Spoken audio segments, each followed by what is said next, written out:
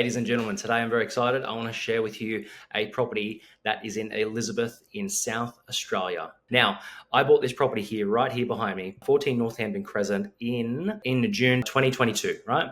I sold it recently, I flipped it, and I sold this one. Don't usually sell properties, but I've sold this one for $434,000, right? In June 2022, and then in October, so just over 2 years, I'd say 2 years and like 3-4 months, it's percentage increase on that, 220,000 to 434,000, 97.27% increase in 2 and a bit years, right? So it's doubled in just over 2 years, which is amazing. I want to show you what type of property it was. This is a 3-bedroom, 1 bath, no car garage, but obviously driveway, 573 square meter block. Inside, it was just average condition. Some people believe that Elizabeth and Salisbury is a lower social economic area. It is compared to other areas.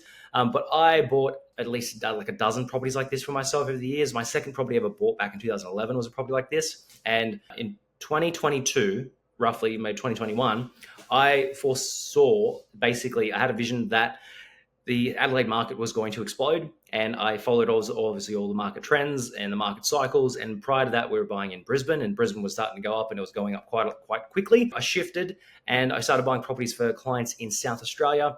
And we bought hundreds and hundreds of properties in South Australia. All types of properties, houses, townhouses, villas, units. All those clients have done very, very well out of it. But to me, the Adelaide market has run its cycle. Now, this property has done its thing. It's doubled in value.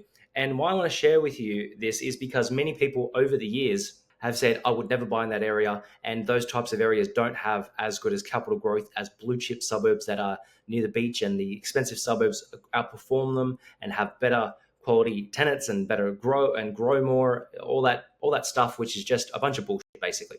Now, I want to show you another property, right? So remember the exact same time frame, which was March 2022. That's when I originally bought this property, June 2022. So this one here, Glenelg, was only, and I looked at many examples, right? And this was one of the ones that didn't look as bad as the other ones. But basically, in the Adelaide market, affordable, cheap houses back in the day that I would put all my clients and investors in have outperformed and basically more than doubled in the last 2 to 3 years. And the really expensive ones, which were like $1, $2 million, $3 million in blue chip suburbs like Glenelg. I love Glenelg. I have units in Glenelg that were affordable, not massive houses like this. But this is a house, 5-bed, 3-bath, 1 car, massive 981 square meter block, in the suburb of Glenelg. Sold at roughly the same time. Someone paid $2.89 million, so just under $3 million for this.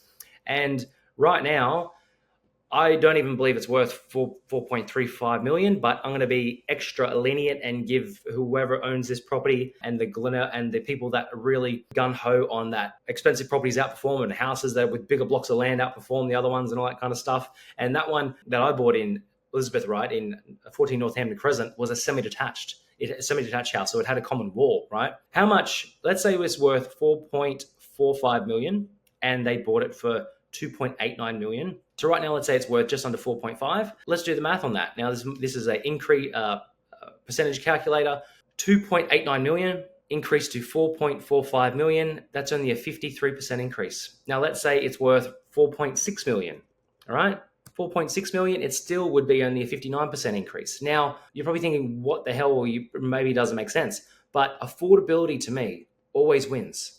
Affordability, especially when you're trying to build a property portfolio and you're trying to get ahead, and maybe you're starting off with only a little bit of savings, cash or equity, but whether you're starting off with a lot or a little, the affordable properties always win. And that's why I've gone very gung-ho on buying as many investment properties as I could. I own over 100, 110, 120 properties at least. Yes, I buy expensive stuff too. I bought properties for like $10 million, but affordable ones are the best to buy.